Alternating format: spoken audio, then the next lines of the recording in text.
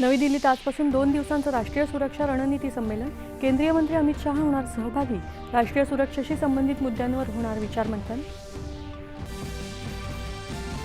एक देश एक निवडणूक यावरच्या संयुक्त संसदीय समितीची महत्त्वपूर्ण बैठक आज संसद भवनात होणार.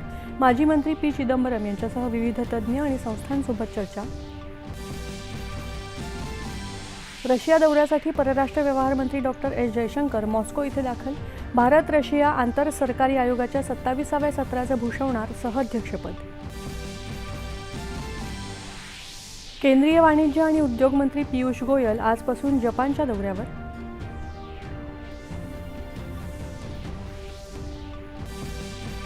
रुग्णांच्या नातेवाईकांना मदत करणाऱ्या विविध धर्मादाय संस्था आणि मुख्यमंत्री वैद्यकीय सहाय्यता कक्ष यांच्यामध्ये सामंजस्य करार करण्याचे मुख्यमंत्र्यांचे निर्देश.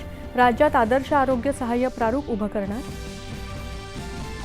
अमरावतीमधल्या स्त्री जिल्हा रुग्णालयात नवजात शिशु अतिदक्षता विभागात आग लागून 3 नवजात बालकांचा मृत्यू तर 36 बालकं सुखरूप. या घटनेची उच्चस्तरीय चौकशी करण्याचे मुख्यमंत्र्यांचे आदेश.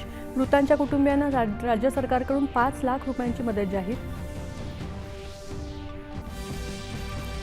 आणि भारतीय ग्रँडमास्टर प्रणेश एम यानं पटकावलं हंगेरी इथे झालेल्या प्रतिष्ठेच्या कनिन्झा खुल्या बुद्धिबळ स्पर्धेचं अजिंक्यपद.